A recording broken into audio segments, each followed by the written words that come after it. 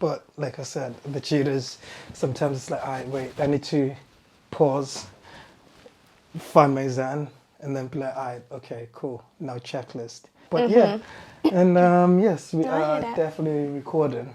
Okay. And yeah, welcome to episode 59 of Why We're Not Recording This. And this evening, I'm joined, or should I say I joined Elle Mak, because I'm in Ambler mode. Cheers, thank you, thanks for your time. But yeah, how are you today? How's your mind, body and spirit? Yeah, I'm good. I'm feeling pretty zen. Now the sun's been coming out. Yeah, true. It's Past few days have like, been... yeah, I've been waking up like Mary Poppins. I'm not gonna lie.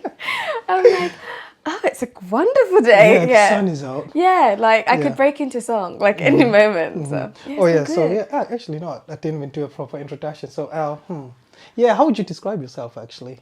A creative chocolate. Honestly, Okay. yeah. Like it's kind of like why I've got it in my on my Instagram handle. I've got like a chocolate bar, and it's like and it's kind of sparkles. Yes. Now it makes sense. Okay. Yeah, that's okay, also like creative chocolate. Because I've got multiple creative outlets. like outlets. Yeah. Or forms of expression. Yeah, multifaceted, as they say. Yeah, same here. So, Some say I wear many hats. So would you say Yeah. it's something similar? Absolutely. But they all make sense. Like in my mind, they're all one. So okay, no, what? I guess I will try kind of go through them of some sort. Yeah. So, well, I mean, you said you're good, so I'm assuming your body, health-wise, everything's all good. Yeah. Spirit sounds like it's on 10. Yeah. I mean, Spirit's feeling good.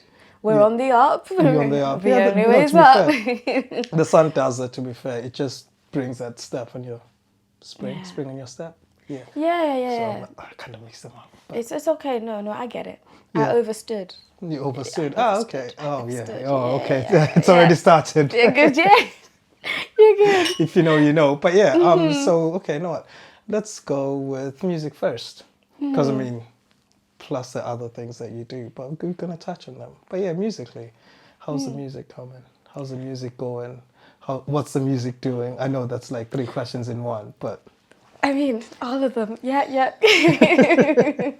The music's going good. I've just spent a lot of my time working on new material. So my notes are like blowing off, like on my phone.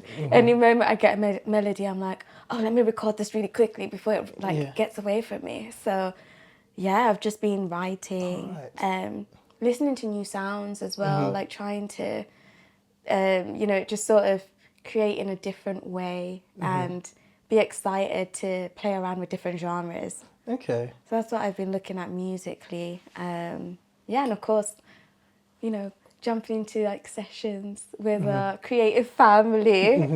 So that's been also nice. Okay, yeah. So, yeah. Yeah, so like, wait, so is that your writing process that like whenever a melody just comes in your head, it's just make note of it or take note of it? It's like, what, so like anywhere, even if it's just like anywhere, I'm just roaming the streets and like absolutely, I like that. Yeah, like there's certain songs that I'll basically write, or when I'm doing my shopping, I could be in Morrison's, and it comes to me, I was like, oh, that sounds. I was like, yeah, that sounds like it would be nice. Okay. And then I'll just put it on a voice note. One time I wrote lyrics on a tissue or like a serviette. I didn't have my notepad with me. Part of me is like, wait, where were you? But then...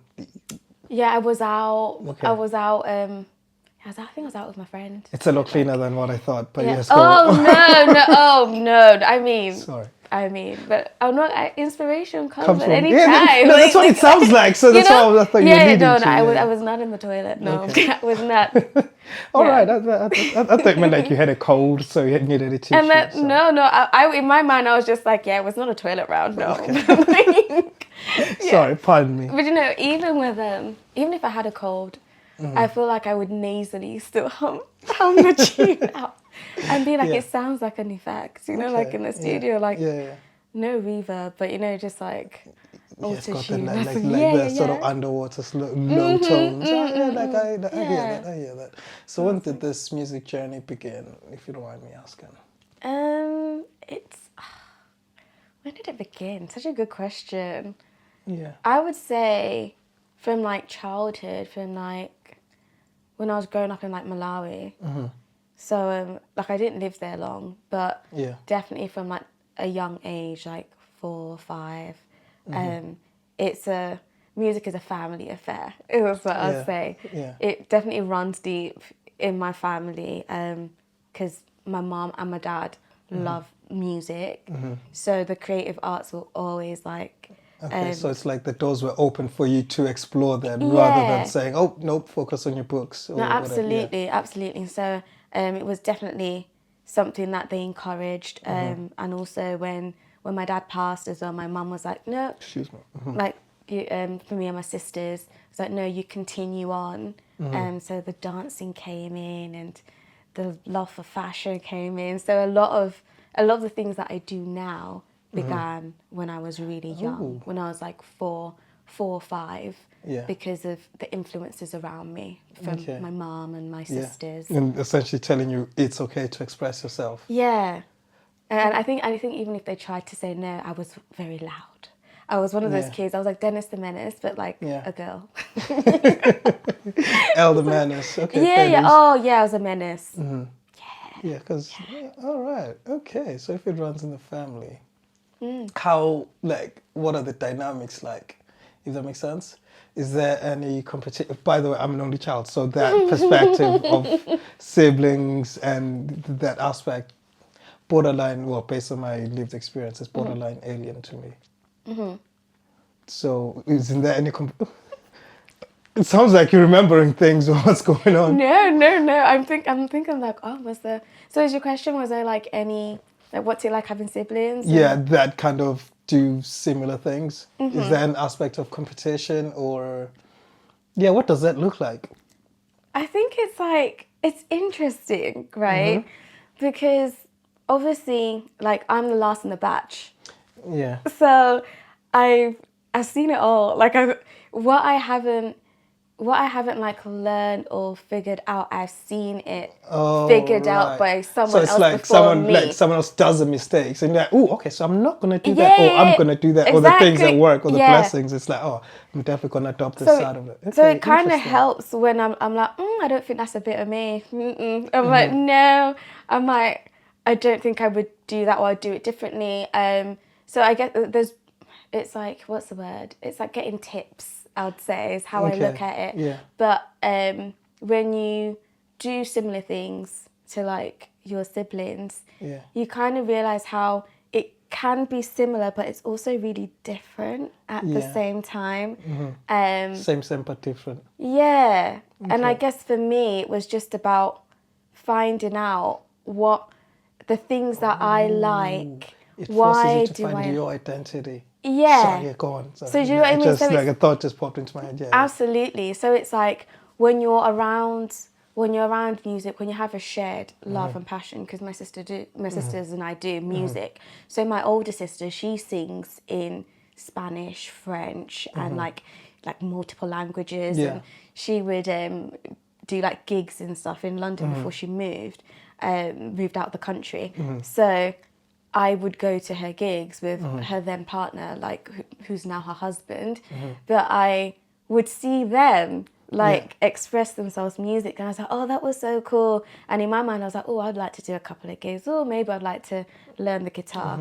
Haven't gotten around to that yet, but you play the instruments, but go on. Yeah, so it's seeing that aspect. And then my other sister, to be fair, let me help you, my older sister's Camille. Ah, yes. Yeah, like names would help rather than my other sister. Wait, I was still with the other one, or the other one? Which one is this? Yeah. So the first one, Camille, and then of course you know Hazel. Yeah. And Hazel's expression of music as well, very different to Camille's. All right. Okay. Like style of music, but it was also really fascinating to watch Hazel. To witness it. To basically witness how she expresses music, and because we're like a lot closer in age in contrast to me and Camille. Yeah. We're more similar. So Hazel and I are more similar in terms of things that we like. Right. In contrast to, I'd say, Camille, because Camille's more of like, she likes jazz music, but jazz is like a heavy influence for her in other languages. So it's really cool. But yeah, it was just fun. I got to see both sides. Yeah. Yeah. Okay, so I guess, sorry, go on. It can be bittersweet. I think to summarize your question, because I feel like I kind of gone on. No, it's fine. But Like, it's I'm learning your brain chemistry as you're talking, so in real time, so it's fine. Yeah. So it's like it can be bittersweet in that whilst you're absorbing, you're also like, I like this, I like that, and then you're like, okay, what's true to me? Yes, yeah. What way can I express, or what way comes naturally to me? So yeah, it kind of just helps you find your own lane and stay true to that. All right, so it's like, no, don't try to fit in. Who are you really? What makes you different in a way? Or what makes your sound different? Or you try to lean on to that. All right, because to be fair, I've been in studio sessions with you and Hazel. And yes, you're sisters, but you've got your own tones and your own way of delivering. And maybe even just difference in writing style, per se. So no, like that's pretty cool, because sometimes I think, I wonder if there's competition, or is it more so inspiration, if that makes sense. Like, if one goes this way, the other's gonna go harder this way, to be like, no, I don't wanna sound like a mini you, or like I'm trying to jack your flow, per se. Yeah. If that makes sense. All right, okay. Yeah. It's Definitely like, you know, Chloe and Halle. No. They're a girl group. Am I saying it the right way? Oh yes, I know. Halle. Then one of them just done a movie with, I think, was it a Disney one, a remake, and then everyone went mad and like, oh, why? Yes, yeah. No, but they're such beautiful people. Like Halle and I can't remember his name, but and Beyonce. And yes, I think they are. They definitely write for Beyonce. People. It's them. So they're a really good. Like I love sister bands, because I'm like, oh my gosh, I'm like, that feels like Hazel and I when we're like in the studio at like different times. Yeah, no, it really does. Or just like even the journey, because we've been doing music for a long time. Like it's a part of us, so it kind of doesn't. It doesn't feel like, oh, it just started, you know, like the other day, or you know, it's always been there. But I feel like Chloe and Halle are like a good. Like representation of like good sisters. template. Yeah, of just like sisters that are very similar. When they come together vocally, they complement each other and make sense. Yes, And it's exciting to see. That's one thing I was gonna say about you guys, because I feel like I know we're gonna come back to your thought, but I feel like some of the songs, if you don't know your voice, you wouldn't know that you're actually on the song with the harmonies. But like, even though it's Hazel or it's Hazel's songs, like you wouldn't necessarily know in terms of the complementing each other, because I've even seen you all on stage. Actually, that's how we met. But we're gonna we're gonna get onto that. All right, okay. So yeah. Sorry, I know I interrupted what you were saying, but sorry, that's my brain chemistry. It does it sometimes. No, it's fine. And how conversation flows. No, that's true. But yeah, they're just like I enjoy anything, everything that they put out, because it's fascinating to me. I'm just like, oh, okay, like you get to discover like their own persona, you know. So yeah. So I feel like they're a really good reference. I hope that's like shed a bit of light on sibling. It has in terms of, it's almost as though even when you are writing or singing, it's almost as though I know what note she's gonna go into. Let me go tuck into this one. It's almost like unspoken chemistry or unrehearsed chemistry. Absolutely. Well, I guess you have rehearsed it from birth, arguably. Do you know what I mean? I guess. But I think it's really cool. I'm not gonna lie, but there's certain songs that we'll do together. We haven't really practiced per se, but I'm like, is that okay if we're doing a song? I'm like, let me learn the words, because I'm really good at remixing words. Yeah. So even like with covers, I'm like, no, it should have been this word, and then I'll sing it like loud, proud, and wrong, right? Just own it. Oh yeah, I'll own it, and I'll make you second guess it. It will be like, I don't know, but the butterfly effect. You're like, I'm sure it was. Is it though? Yeah, and I'd be like, yeah, it is. Like in that moment, I'm not a reliable source, you know. Hey, sometimes that's what I think about myself. Like, I can't be reliable because my brain will tell me things. I'll say it out loud. It could be right, it could be wrong. It could be like, what the hell are you talking about? But you know, in another reality, it was right? So, Yeah. yeah, It's right like... until it's wrong. But until it's wrong, it's still right because it could have been right. Exactly. You Even can't though it come could and have been kill wrong, yourself. but it's still right. Yeah. Sorry. No, it's Yeah, true. it just went on that one.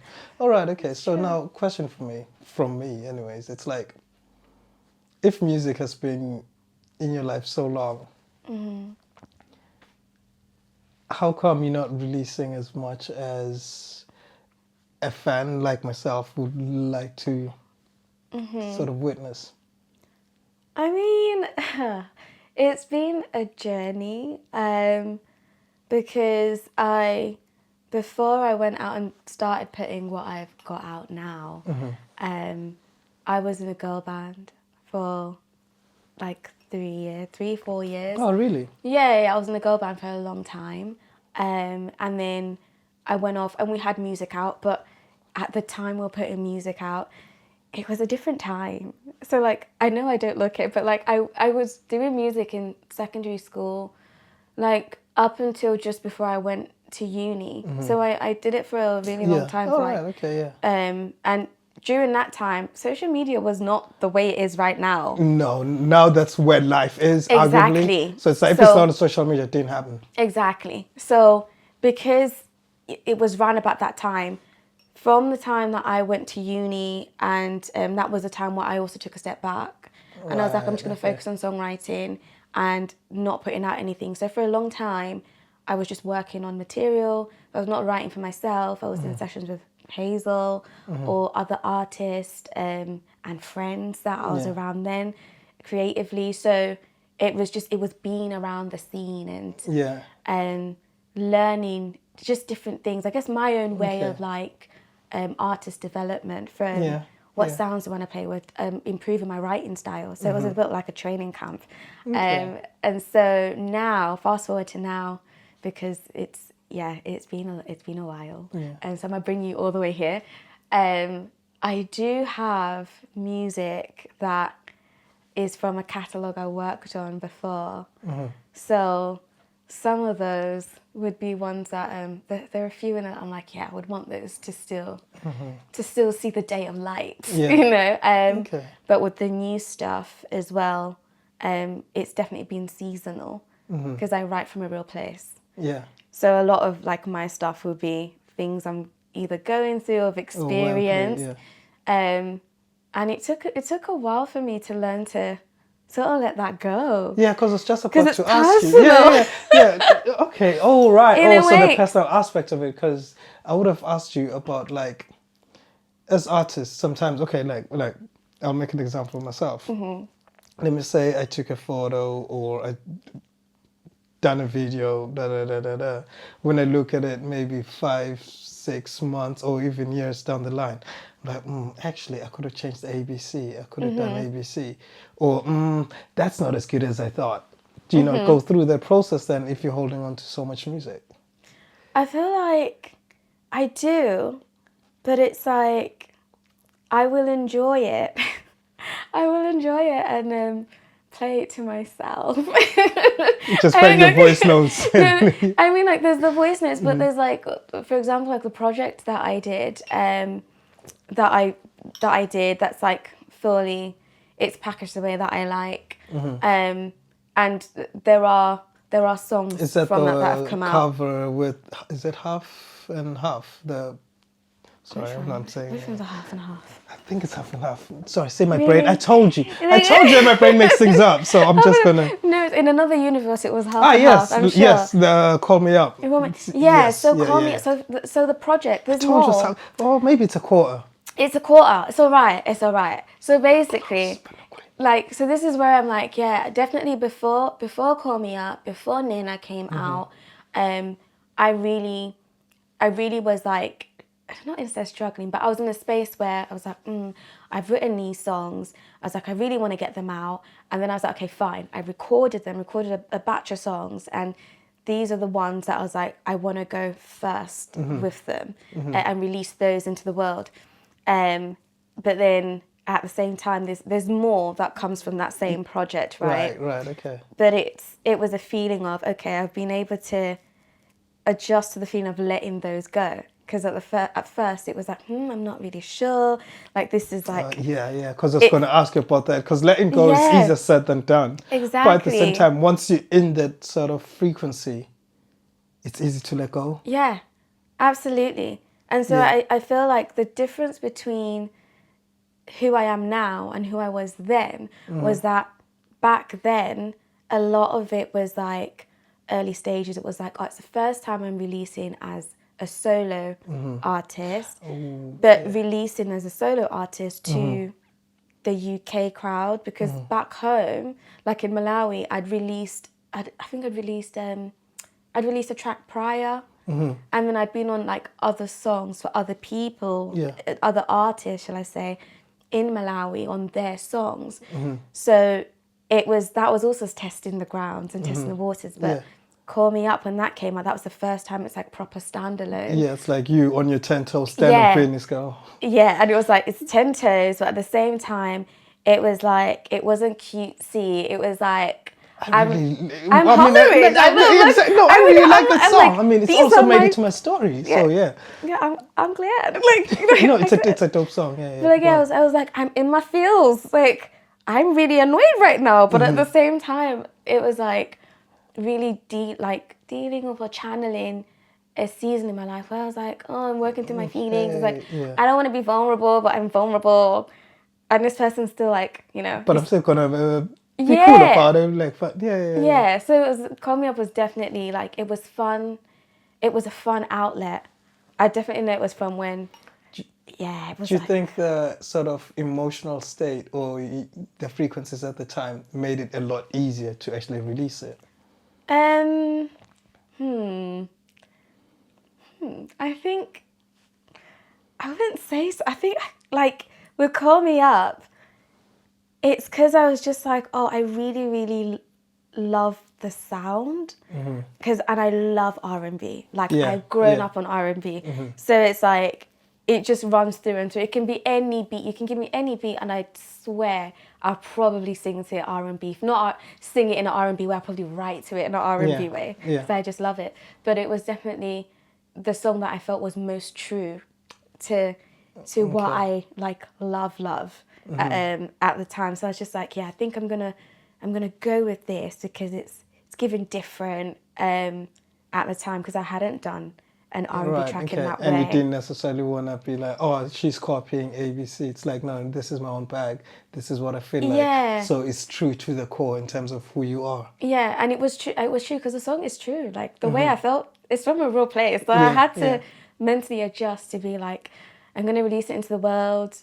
Whoever, that individual is that clocks that it's low-key about them. Like, well, if they just thought it was a song, but now they know, they're definitely wait, it was about me. I mean, if the shoe fits, it fits, right? Yeah, that's true. It's like that's Cinderella, true. Like, Yeah, like anyone lost a shoe. My Cinderella's out there, Yeah. If the shoe fits, it fits. But but it was nice. It was a nice way to channel how I was feeling at the time, and then to let that go. And because I let that feeling go, I didn't care anymore. So I was like, that's true. Yeah, I was like, I don't care. I was like, I want to put it out. Yeah. Okay. So like during this process, actually, you know what? Yeah. Before I even go to that one, do you go through imposter syndrome? Oh yeah. What does it look like? I mean, it looks like pinch me moments. That the ones it's just like, it's like, oh, okay, we're here, we're doing this. And it can just feel like, sort of like when you get that moment and you look around, you're like, oh, right, okay, this is happening. And then just trying to center yourself. But then, like, how I snap out of it is, I remind myself, I was like, this is who I am, I'm just being me. Like this. I'm supposed to be here. Yeah, I'm like, and I'm just like, I'm where I'm supposed to be, and this is the room I'm meant to be in. And I just remind myself that as much as this feels like, a little bit, not nerve-wracking, but a little bit anxious or butterflies, it's a good feeling, because then it means that I'm alive, like I feel alive Yeah. in that moment, and it sort of makes me more present. Yeah. Ah, You know, it makes me yeah. present. I'm like, if I'm feeling like this is good, so I just focus on, hopefully this song will resonate with someone, and it will inspire them to do what they need to do for themselves. Okay. Yeah. All right. So, like, what does it look like in the modeling realm? Or that doesn't exist there because it's just like, hey, this is me. Oh no, like it absolutely, like you need to, it does. Sorry.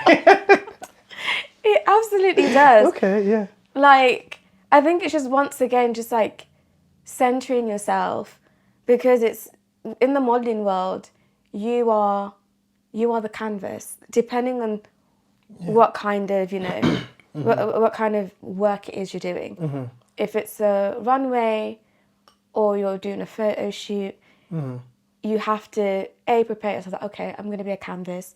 You don't know sometimes what to expect when you get on set if it's a photo shoot. Yeah.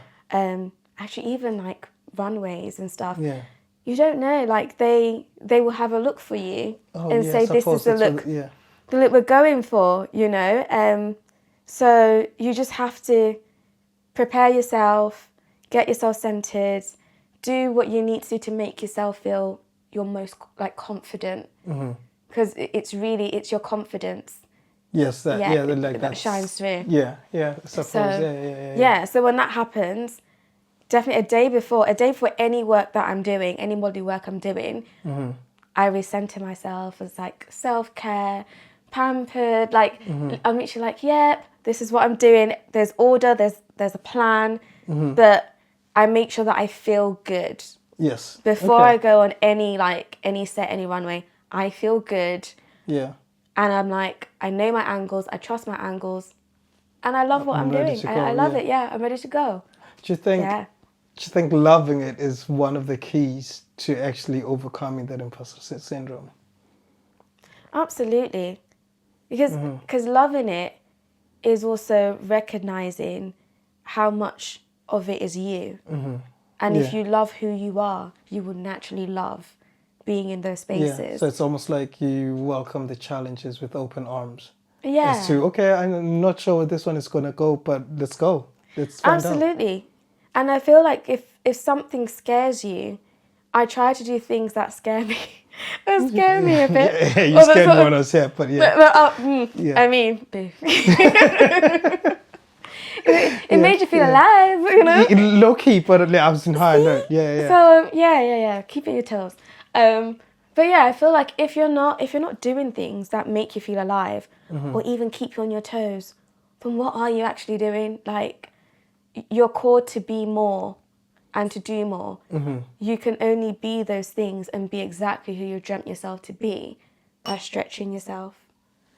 So everything, it's a stretch. Even if I feel like, oh, I'm not really, if an opportunity comes and I'm like, I really want to do this thing, I have a think about it, and if I immediately see something and I see myself in that, I know that I can do that thing, because I would never put myself in a position that I think I can't do a thing. Right. So it means future me already knows we can do it. I just need to step into it. Yeah. Ooh. Okay, then how do you know what to say no to? On how it feels. Okay, say more words. I'm really big on my intuition. Okay.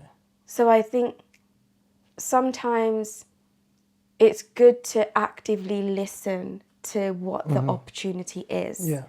And then to see if it aligns with your values or where you're trying to go. Yeah. Where you're trying to go, your values, but also really just reading how does that thing make you feel? Is it an excitement kind of anxiousness, or is it like a pull where you're like you're discerning? Or is it a vanity decision as to it doesn't really align, but it's just like discernment. I can definitely say like my discernment levels have improved with every season. It expands, right? Like, and sometimes you have to go down a rabbit hole. Like some decisions feel like, oh, they were amazing, and then a few months or years down the line, you're like, I should have never done that. But Yeah. now you know there's wisdom from that Yeah, experience. that's true. And that version of you needed to go Go down through that that path. lesson. Yeah. Yeah. Down that lesson, because future you will know that's not for me. Sometimes not because it's a bad thing, but actually because it doesn't align with anything you want to achieve. It's a proper spanner in the works that has no relation to anything. So it's literally just vibes, and it's like, like Ooh, do okay. we need those vibes? Now since we're here, I know we kind of like left music on the sideline, but ultimately the conversation kind of ties in to a certain extent. So do you think certain lessons, we go through them more than once until we master them? Yeah, I do. I feel it's like there's this film, sorry. It's gonna make sense. Oh, I love movies. But what? do you get the sorry, no, I was gonna take it to sorry, I was gonna take it to private conversation there. Wait, do you get the plot? Sorry. And hey, I'm joking. Not the Nolan ones though. I told you, those are absolutely not.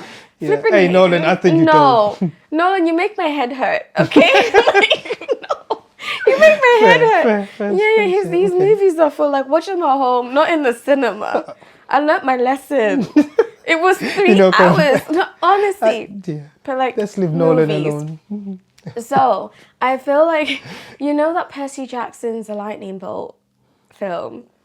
Like the first one, it's from the 2000s. It's actually very dope, like really, really dope. Love it. But my now I'm point. questioning your taste because of that, but I'm gonna leave. No, it's good. Okay, I like Greek mythology stuff. Oh okay? right, okay, Like I'm a history. like the Hercules. Yeah, I did A-level history, so like I stay true. Yeah, It was great. Loved it. But going back to Percy Jackson's. Percy Jackson. That sounds familiar. Yeah, and the lightning bolt. Percy Jackson. Yeah, sorry. so good. But there's a scene in it, right? They go to a casino, and in the casino, it's basically a time capsule, right? So everyone that walks in, you can't get out again, but then you think it's still the first day of you being there. So let's say you walk in 2026, right? You wouldn't know you've been there 10 years. Yeah. Because you're playing all the games and you make mates and everything's great, but all the drinks, like in the film, all the drinks that everyone was drinking, there was like some sort of potion that makes them forget time. So then it makes them never want to leave. So they just stay there in a loop, right? So it's that same thing about how I'm saying, like you were saying, how there's certain lessons that you keep going through over and over again until you learn it. It's a bit like that scene where had one of them decided they maybe weren't as thirsty as they thought they were. If one of them just decided to fast. Exactly. And just not drink and be like, I'm good. I've been hydrated enough. I'm good. Right? They would have figured out they could leave. But some of them had walked in the 1980s. And at the time, Percy Jackson and his mates had walked in 2005. And he was like, oh, it's still 1981. Yeah. And they're like, no, bro, it's 2005. Yeah, like get out of there. Yeah. So it's just also like a big, like when I saw it, I was like, oh, that's a great scene. But at the same time, I was like, maybe in life, there's certain seasons you stay stuck in because you've not found your route out, and it's like a maze. I hear that. You know, so. But then again, even because I'm just thinking, if that actually had happened, right, in that movie scene, I feel like society has a tendency of also alienating those ones who have kind of. It's like, wait, no. To break out of that, you have to do something that's out of the ordinary or out of that sort of routine. That person might just be looked at as, don't be weird. Yeah. But even with that, okay, this is where my geeky side comes out. Oh, you have a geeky side. Oh, can you not see these glasses? They work. Okay, sorry. I mean, you know they work. Yeah. But like literally. So even that, it's a part of Plato's analogy of the cave. Same words. I've heard of that before. Yeah. Sorry, I've just kept certain words are like that, but it's like, no. Yeah, see, Is it not? Let's not make things up. yeah, geeky side, yeah. Go on, yeah. Philosophy. Yeah. So he literally, his analogy of the cave is basically about just kind of reflecting on how your thought process, if you don't expand your mind, right, and do things differently, you always stay stuck. So in the cave, there's this guy. There's 5 people in the cave, and they're all facing the wall. There's a fire behind them, and the fire creates a shadow. Like, because they're standing in front of the fire, facing the back of the cave, basically the fire creates a shadow on the cave walls. Yeah. And it frightens. One of the, sorry. Yeah. No. I'm so glad you're with me, and you're like, huh? Oh no, I listen. Like, yeah. So it's like, and the shadows literally like scare them. Yeah, you know, like, and they're like, literally, like, even I, I'll join you on your way. I won't leave you hanging. I won't leave you hanging. But like, so literally, the shadows like freak them out. You know, for a more modern term to kind of jazz things up, freaks them out, and they're scared and like, oh no, and they're like, oh, we can't leave the cave because it means there's like things waiting for us, and they're thinking those things are the shadows, not realizing they are the shadows. It's them, which I also feel like there's there's another meaning to it, like if you don't deal with the shadows within yourself. Oh, yeah, so it's a double entendre in terms of you are your own shadow rather than the enemy out there. Yeah. Right. Ooh, like, it's you. So then, so one of them decides to escape the cave and says, no, I'm gonna find out what the shadow is. And so he literally, like, you know, turns around, like, breaks himself free. I can't remember if they were chained or not, but I definitely know they were not facing the fire. So he turns around and he sees a fire and he's enlightened by that. No pun intended, but like, he's enlightened by seeing the fire, which gives poetic. him, So he then moves towards, he sees the fire, but then also realizes that it's not people, it's their own shadows. Yeah. So he then moves past the fire, right? And escapes the cave. He goes through the door. And when he leaves the cave, he realizes that there's the sun outside and sees like the beauty of the world. Yeah, so that's like pretty much the main concept. I feel like I've definitely given it a modern spin. But when he escapes the cave and sees all these wonderful things, he tries to go back in. I think he goes back in to try and tell his friends and relay the message. And I think he gets killed. If I'm not making this up, I think he goes back in and his mates kill him because they're like, no, you're lying. Crazy. You're lying. It's not it. Warped. Yeah. Exactly. So I do feel as though it's that personal journey of that one needs to take. Every person, every individual needs to take that journey of self-discovery. Find your light, like deal with your shadows, find your light, and through your light you set yourself free. You touch the possibility that everything is possible. Yeah, instead of the fear of the unknown. Yeah, and so maybe when you're in that loop of seasons, that loop could either represent a shadow in your life that you don't understand. You don't understand why it's there. You don't understand why it still impacts you, even why you still make those choices. And maybe if you made a different choice to one you always make, different outcome, it would enlighten you. Yeah, which is the enlightenment. Yeah, it would enlighten you to end up achieving what you've always wanted. Yeah. You know, because you only know you're in a loop because you're not getting to the goal you want. So it means you can see the outside world, the outside the cave world, but you're trying to figure out the route to touch it. Yeah. But you got to do something different. So you got to try something different rather than the same thing over and over. Yeah. Because I guess that's what some say, that's the definition of being crazy. Yeah. Is doing the same thing over and over again, expecting a different result. Yeah, it's crazy though still. Yeah, that's exhausting. Yeah, but that's a mental treadmill, you know? It is, but I feel for those ones, that's interesting. So what are you doing different with the music? Differently? Sorry. Wow. Wow. Talk about applying the pressure. No, it's not pressure. No, sorry, I'm applying the conversation in real time. No, but I like the connection. I do. What I'm doing differently is I'm actually being more intentional Right. Okay. about about actually working on what I've been working on, but actually getting it out there. Yeah. And doing shows and actually walking into that more than before. Yeah. Definitely walking into that more. And with moving to Manchester, like I can't believe it's been like what, nearly 3.5 years now, possibly 4. All right. So you you'll still visit us around here. Yeah, no, Sorry, I'm talking absolutely. like I'm Mancunian. No, OGs. Sorry, OG Manny people.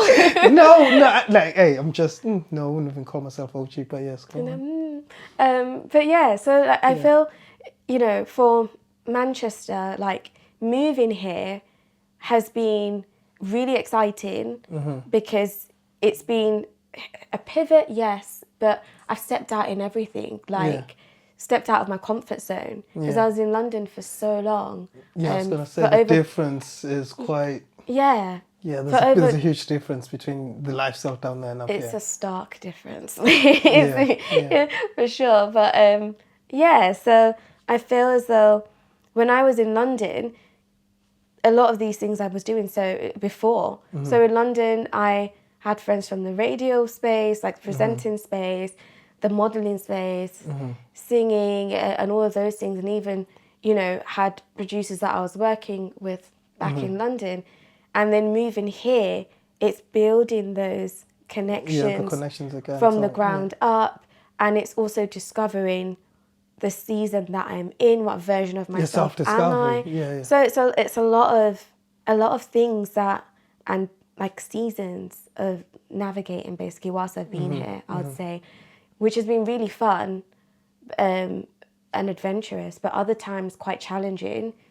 Because obviously, life with her, but lemons. Life's gone tested. Can of worms, So it's definitely been exciting nonetheless to navigate this new version of myself here and to also reintroduce myself in Manchester. So that's definitely what I've been doing differently, is reintroducing who I am to a different space, which is Manchester, because nobody would know if I didn't go out into these spaces and like, oh yeah, I model, I sing, I write, I present. No one will know, like, if I'm stuck in my house. So so Manchester's really pushed me to be out there, network, meet new people, and it's been great. Yeah. And it's one of those ones that if you say you are what you say you are, then wear that.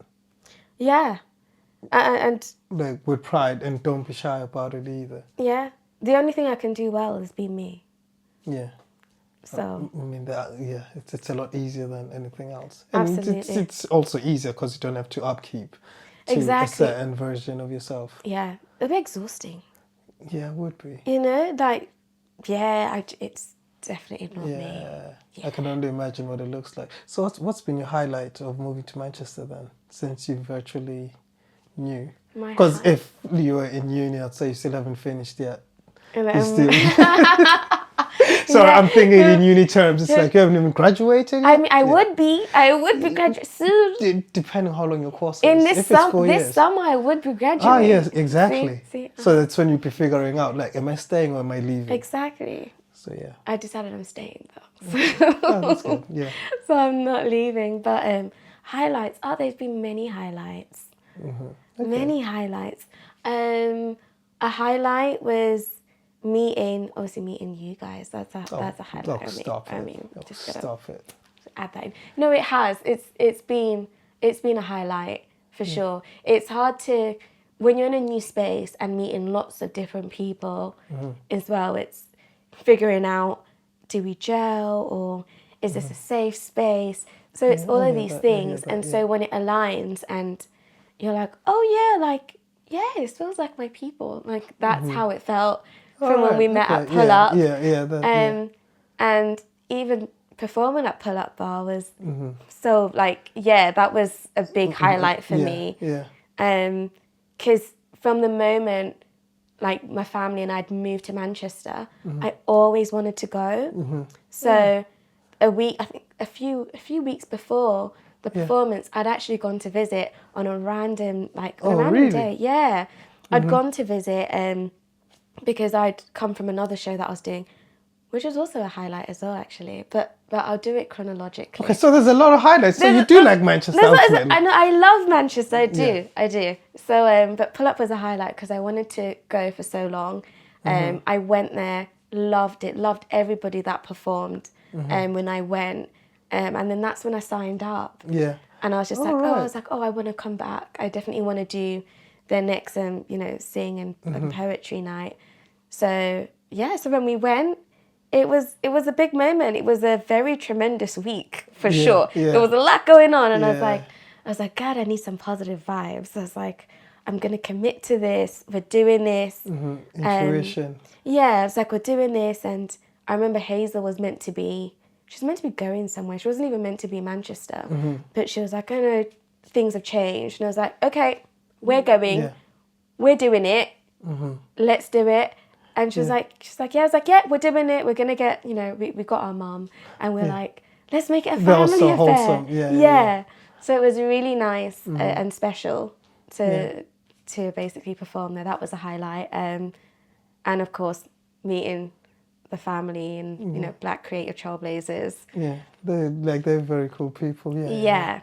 And that was definitely a big highlight for sure of moving to Manchester. The community feel, and just them like amazing, different creative people. Even for a modelling side of it, I mean, you can speak on that, but I think absolutely. It seems like it elevated it or helped in a way. Yeah, like it definitely helped. Being a part of, BCT community definitely helped because we basically joined I think we found out about the showcase a year after we'd moved to Manchester. Okay. So we'd seen things online of maybe a showcase prior and thought, it would be nice to go, and just never got around to it. But it was also another community that I'd seen online and thought, that would be nice to... Must be nice. It's like looking out the window. Yeah. Or looking over the fence. It must be nice. Absolutely. Yeah. And I think at the time as well, I was living between London and Manchester.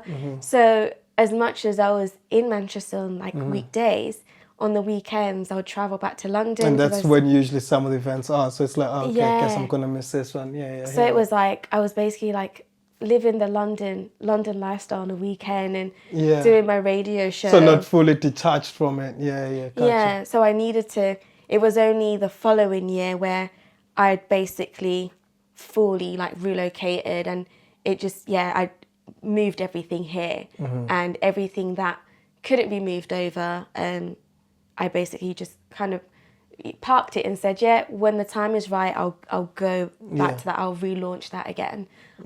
So Black Creative Trailblazers, really, really, really pivotal in just meeting people outside of my community as well, to be fair.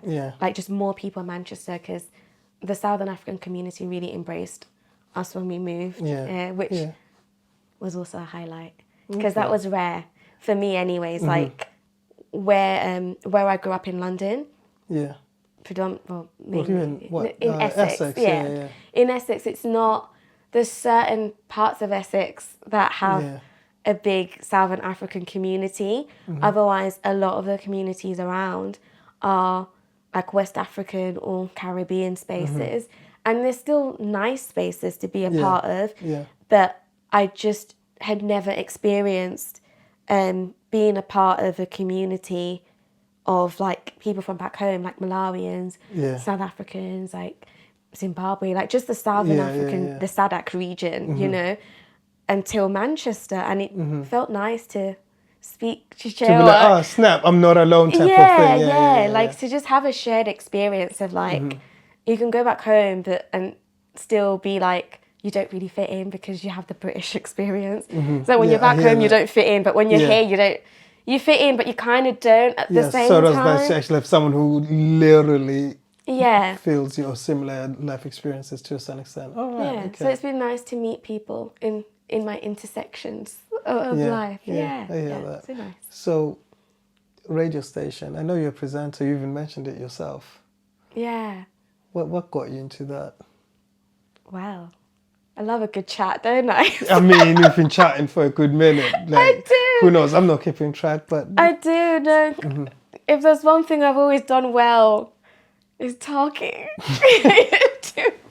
Like hands down. I hear that, Hands. yeah. Yeah, that has been a recurring compliment from from when I was really young, when I was Elle the Menace. Shit, I'm very vibrant, learned to adjust based on the settings. But yeah, that was definitely the beginning of... Beningi. Yeah, Sorry. it's true. It's the Beningi you need. We must be proud. I'm curious about people. I enjoy talking. Hey, you and I too. Sorry. Go on. You know? I know I keep interrupting. But it's a conversation. It's meant to flow. It would be weird if I just spoke and you looked at me like it's a TED Talk, you know? No, that's true. Cause Like, no, but sometimes, tell you what though, sometimes when I'm editing it, I'm like, oh, you know what? I should have just let the guest speak. Because I get triggered and then I just say things. Yes, it's a conversation, but at the same time, I'm sure people have heard me speak a number of times and blah, blah, blah. But yes, as you were. No, it flows. It flows. Justify myself by speaking even more. But No, it's okay. It's okay. It's a conversation. I overstand. Yeah. From a yapper to another yapper, I get it. Okay. That helps. It's a yap session. Exactly. It's just word vomiting. It's what we do, and we do it well. So literally, I was like, I enjoy speaking to people, and mostly I'm curious about people, the world, and different perspectives. Yeah, because I really believe that we are wiser and better because of other people. Yes, each one teach one. Yeah, and we are all connected. We are all one. So we're all having this human experience, and our experiences are designed to help one another. Yeah, we're more similar than we are different. Yeah, for sure. So I'm just throwing in ad-libs here and there. No, but I agree. I like these. I'm like, fuck it. I am. So literally radio. I went to a networking event in London that one of my friends had been, was basically selling her products there. So she's got an eyewear company brand, and it's amazing. But it was in the early days when she was launching her brand, called Flossy Eyewear. It's just being a plug. But being a plug, I was gonna say, I hope you're wearing her glasses. And no, these are actually reading ones. So I can see your face. Cheers. So you can see what's going, see your surroundings. Exactly. I catch my bearings. Yeah. But I remember when she started her brand, me and Hazel basically modelled for her brand. Okay, yeah. We did a collaborative shoot and everything. So it was great. And I just remember seeing that she had posted that, and I was like, oh, okay, cool, gonna go check it out. And I went there, and I'd met someone that was... he's a songwriter. I think he still is. I just haven't linked up with him in a while. But he's a songwriter, script writer, and works in the industry. And we had a really great conversation. And I remember telling him, I was like, I'd really love to get into radio. It's a passion that I want to explore. I constantly at the time, I was listening to the radio all the time, BBC One Extra. Back then, I think it had just become BBC One Extra, but before it was Capital Extra. Yes. Yeah, Capital Extra, yeah. And then I was a proper Kiss FM, Kiss the FM. breakfast show, I'm telling you. I mean, you say, what was that radio station that I used to enjoy at nighttime, not in the morning? One? It was after 10 p.m. And they used to play jams on there. Was it Jenny Francis with I can't remember R&B and it had to be Jenny Francis. Jenny? Oh. Yeah, it used to be a bag. Oh my gosh, look at me tapping the mic. They're just gonna hear. I'm so sorry. But No, it's all good. No, but Jenny Francis and her voice, she was also a big influence for me, because I would listen to her R&B jams, her show where she'd like play from your Brandy to your Joe. Yeah. Oh my God, Like, loved I mean, it. like, it would, them jams that are like, they just take you. They're Yeah. like, ooh. And they're so good. It's like, you feel it in your soul. Yeah, You're like, exactly. Like those ones. Yeah, Yeah. so soulful. Yeah. And yeah. her voice, Jenny Francis' voice is like honey. Like, Yeah. literally, it's like honey. It's so soothing. Like, if you're in pain, she could just speak and you're healed. Yeah. Like, Just yap. Yeah, just yap, like yap well. Like, and she, honestly, Yeah. and she really, like, legendary DJ and like just amazing presenter. So I grew up listening to like her show, and Kiss FM. Was it Marvin? I can't remember. Yeah, the Marvin, names. and then there was another Marvin. There's dude three. Marvin, that then moved to another guy. MTV. Yep. And there was a lady as well. I just Yeah, can't. I'm terrible with names. I can't believe I can't remember their names, Yeah. but they felt like my best mates. I'm not gonna Yeah, lie. I know. You see them, you feel like you know them just from Yeah. like listening or even just watching them. So TV. I enjoyed the Because they moved breakfast to show. MTV base. Or, They they moved. were so well deserved. Yeah. Like, and the chat was good. It was A1. Like, Yeah. the conversation, RIP everything. MTV. Sorry. Yeah. Oh, Actually, that's true. Oh, that's so true. It's so sad. Yeah. I What an know, end of I an know. era. I know. Like, Just, sorry, we just took a tangent. Just It's- So. Oh, that's so wow. Low-key depressing. Yeah, low key. But hey. Anyways, You know, thank God for social media, right? Yeah. You can find the clips and relive it. Yeah, Same like I Cartoon suppose. Network, you know, you can relive Yeah. those. But yeah, so that's Okay. really So that was your influence like in terms of the radio. Yeah. for radio. So when I met this person at this networking event, I'd thrown the seed there, and I said to God, I was like, you know what? This is my year of yes, speaking it into existence, and that this is what I want, and this is what I want to do, and I trust that it will happen. If it's meant to be, it will happen, and Yeah. then it started to germinate. And I just said, yeah, it will happen. And even at the time, I was thinking of ways I could do it. I was like, if an opportunity won't open up for itself, Yeah. I will create the opportunity, because I'm a firm believer in creating opportunities for myself. Yeah. So a lot of the things Yeah. I've been able to achieve is because I've gone out to find it. Yeah, And rather than waiting for a blessing. Yeah. It's like, no, let's see if I can utilize it. yeah, so I was just like, if you want something, closed mouths don't get fed. Go out, go and get it, and stay focused on your focus. There's a lot of noise that can deter you. Yeah. So stay focused. So put that out in the world, and literally a week later, I think it was like literally 7 days later, he messaged me and said, my friend's just told me she's looking for a presenter, and I said to her that I met you and we had a great chat, and even when I spoke to him, he was like yeah, like we were talking about music stuff. That's really how it started, and because he's a songwriter and he's worked with different artists and everything. I was like, oh my God, So that's like, you know your shit, you're clued up. I was like, that's amazing. I was really inspired by him, and I just said, I was like, literally anything you need. I'd love to sit on your writing sessions. I want to get better. Yeah. Even if you need BVs, or an artist that wants BVs, I'm more than happy to jump on board, because I just want to absorb. There's a lot. You just want to learn something. I was like, there's a lot of wisdom in being in rooms with people that have done more than you. Yeah. And so I was just like, I'm a student of life. If I need to learn, I'm learning new skills. I'm doing it. Yeah. So he called me and said, do you want it? I said, yes. So he literally said, he's like, no, can you go the next day? I said, yep, I can. So the next day, I think it was a Saturday that he called me, had a good chat, confirmed it. The Sunday, went to meet the person that owns the show, and had a chat, and I was like, yeah, cool, happy to do it. I was like, I'm going to be learning from scratch. I would like to see how you guys do the show. And it was just such a 360 moment, because then I went there, and when I went to Colour for Radio, which was where I started off, and it's basically a part of like the Africa Centre in London. I'd actually been there. I'd been there the day before I went to the networking event, right, on the Friday. I'd gone to Colour for Radio because I went with Hazel. She had, I think she had an interview that day. So we'd left the studio session, and she was like, "Oh yeah, I've got this interview.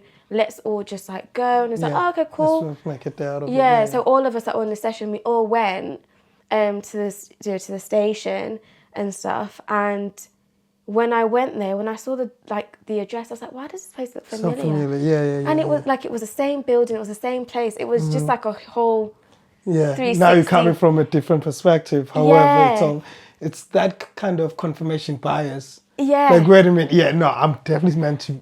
Absolutely. So, and it was the start of like a beautiful introduction into radio and producing and just like everything. Like, yeah, it was amazing. Like I did it for like maybe 3 years. Yeah. I think it was 3. 2, 3 years. Yeah. Yeah, but it was fun. It was fun. So, like, yeah, go on. yeah, it was amazing. So I'm reliving it in my head. You're just having a moment. Yeah, I'm having a moment. No, it was so fun. Like, we did so many cool things, and discovering new artists, like, was amazing. And it just opened up many, many doors and adventures for me to go off and create something of my own.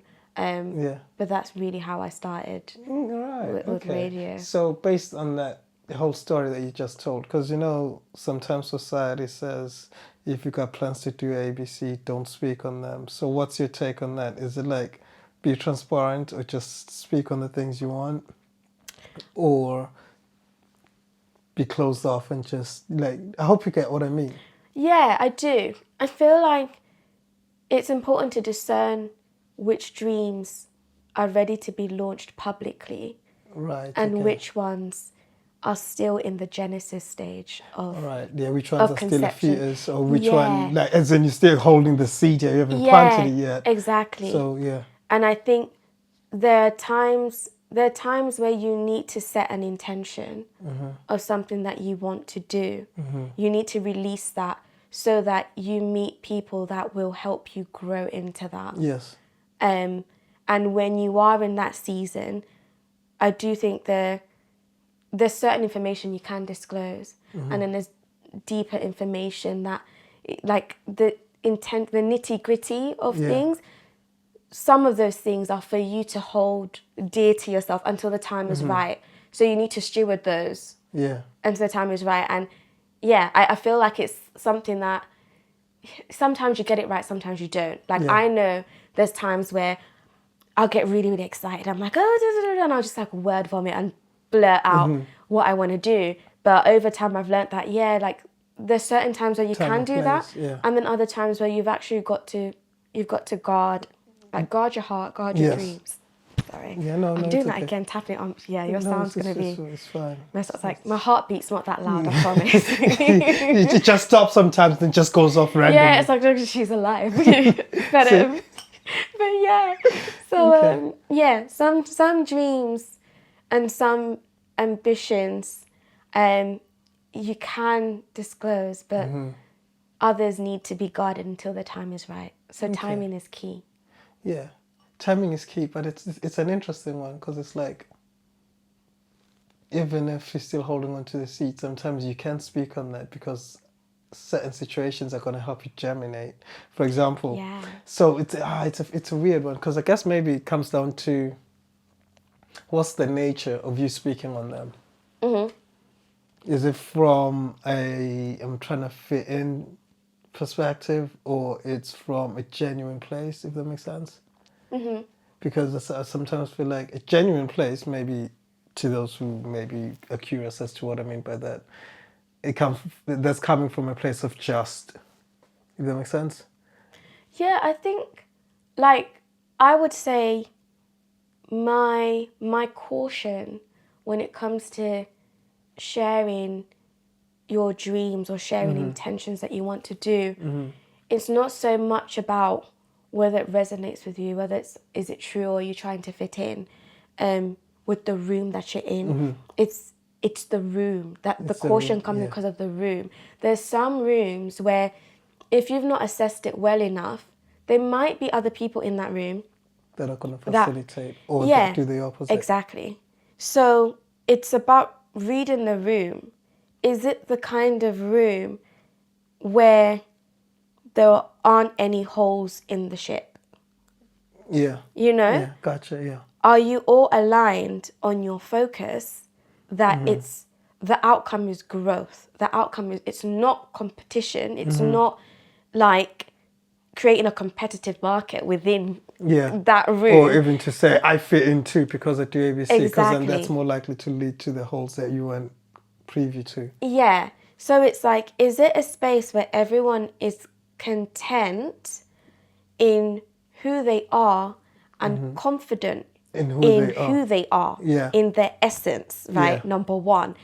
And then the second thing is, okay, if they are they the kind of people that are interested in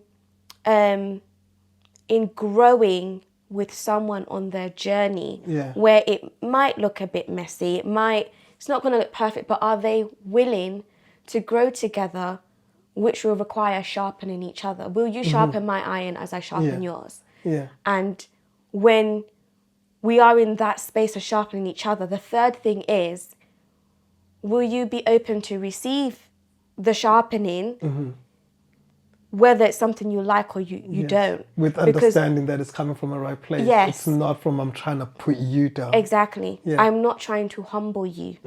I'm not trying to bring you down.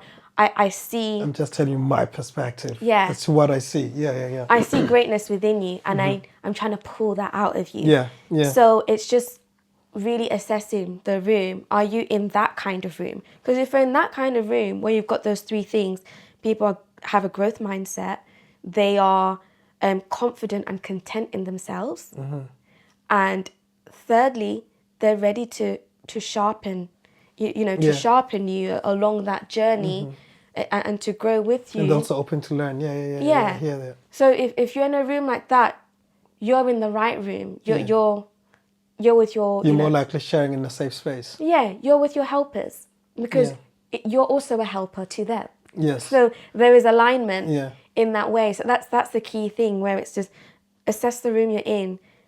Is there alignment on the things that you value? Because obviously some people might not value the things that that I've noted, but I think it's always about the room. And if you ever feel like your intentions are feeling like they're not aligned with you, then it just means you're not ready to be in any room, Yeah.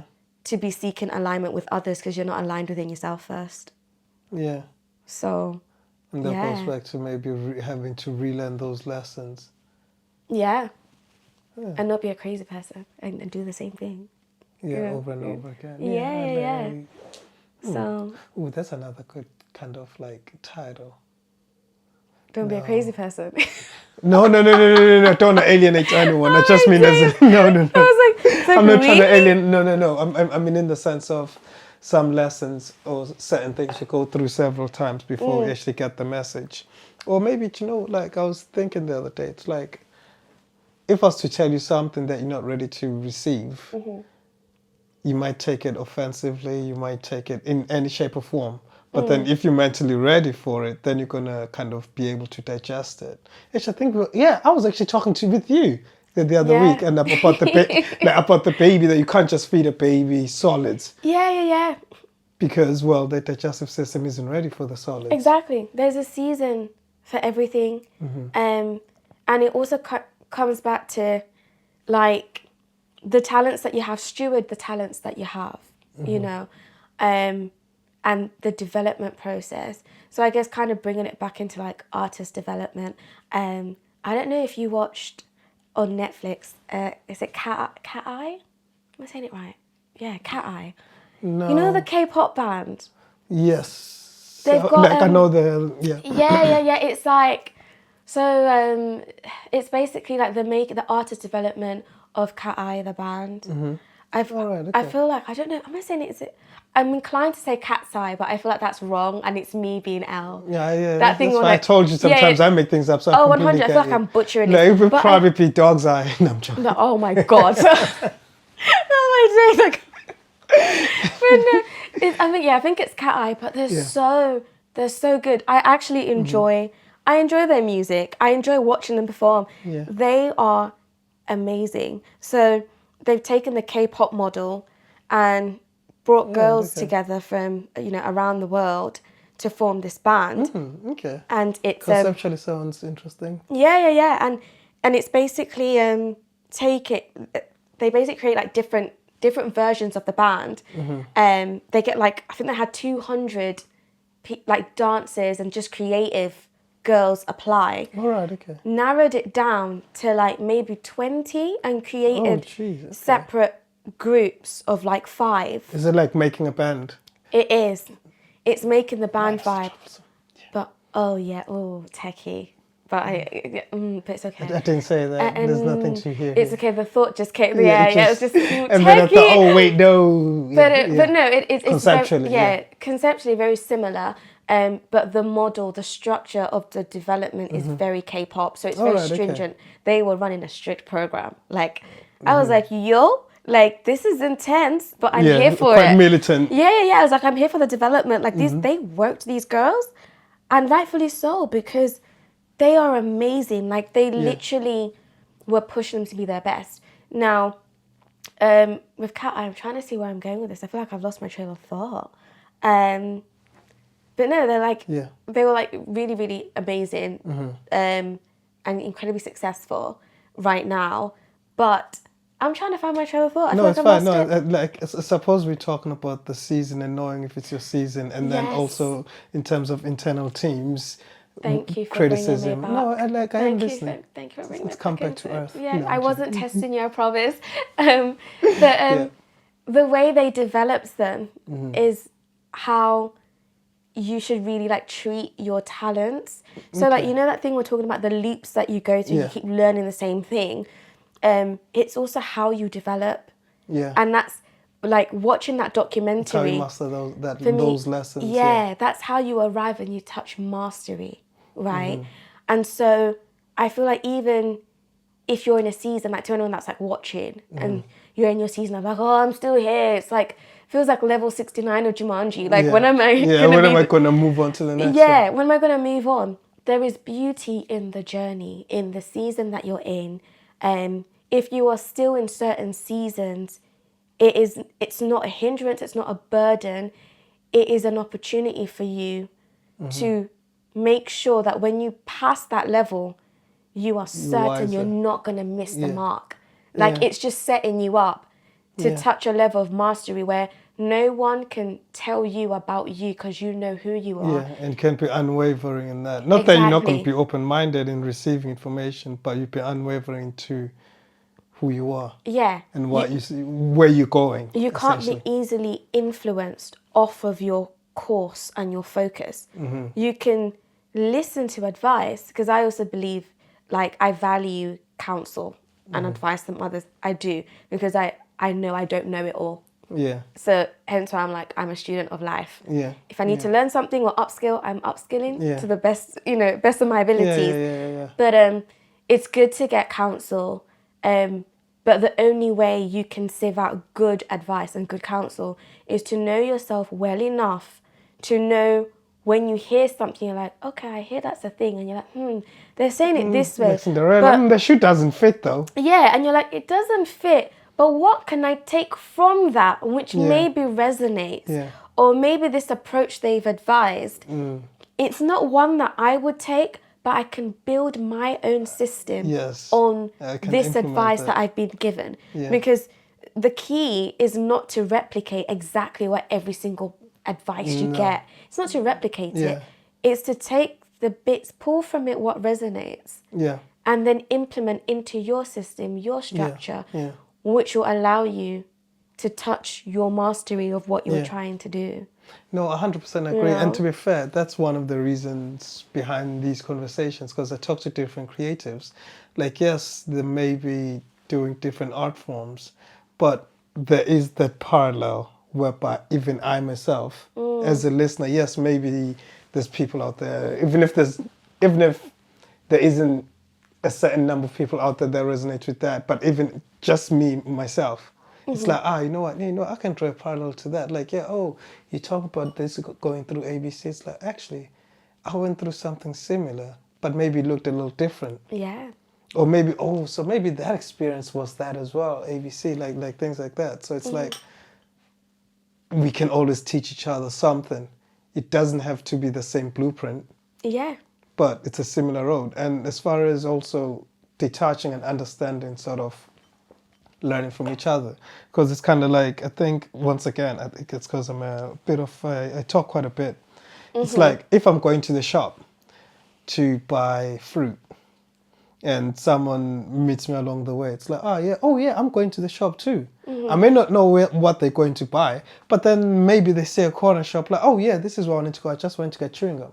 It's like, you know what? I don't have to then sit and be like, yeah, I'm not going to get the fruit now. I'm just going to go in there and just And get chewing gum too. chocolate. Like, Yeah. that's not where I was going. So it's like, but there's nothing wrong with that person saying, yo, my journey goes this way from here.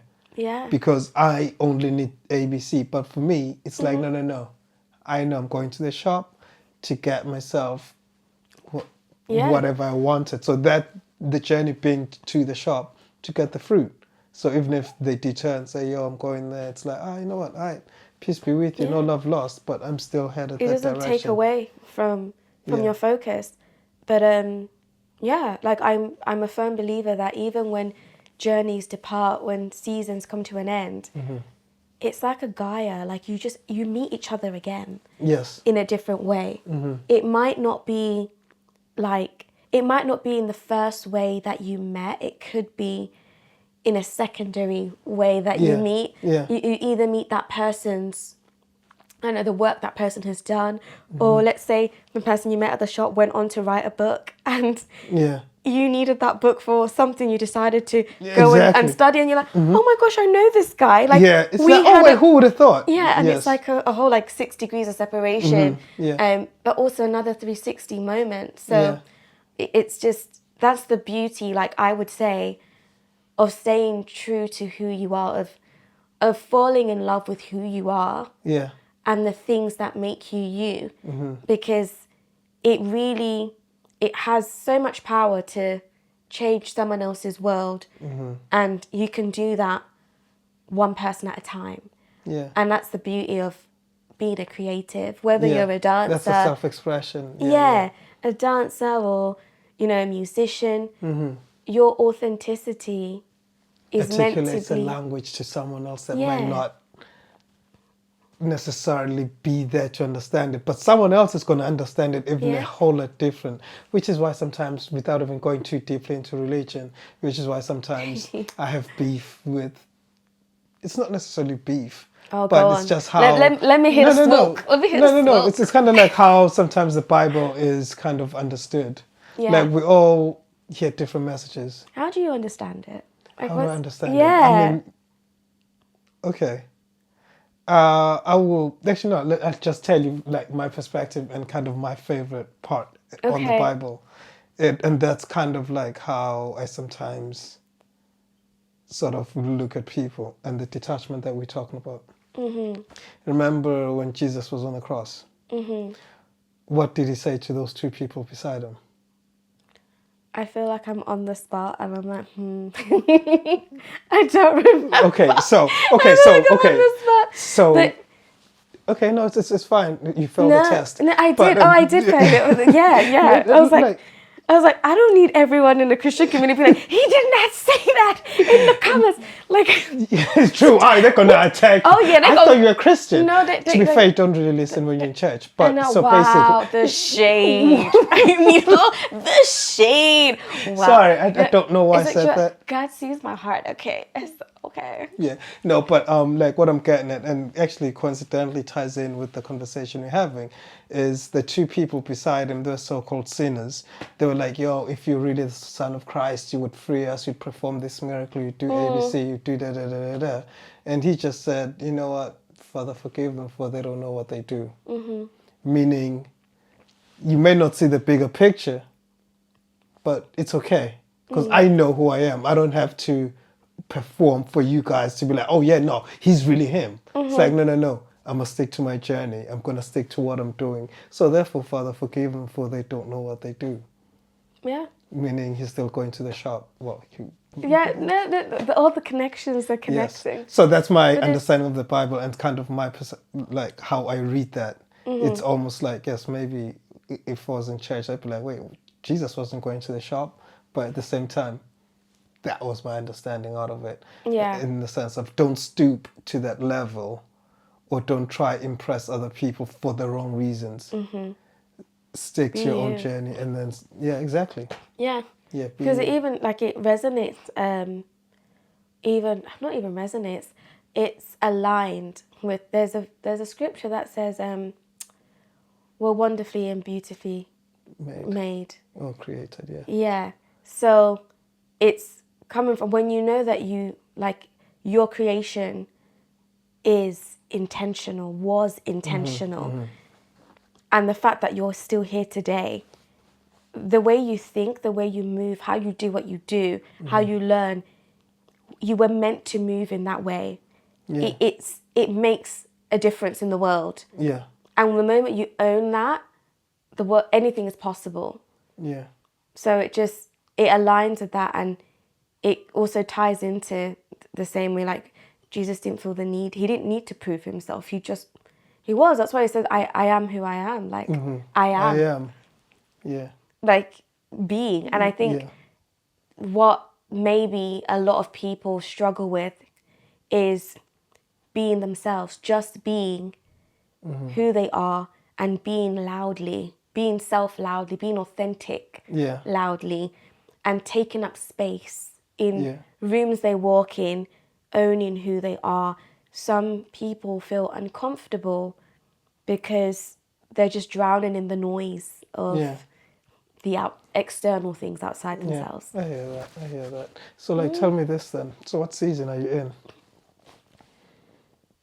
I'm in my loudly me season.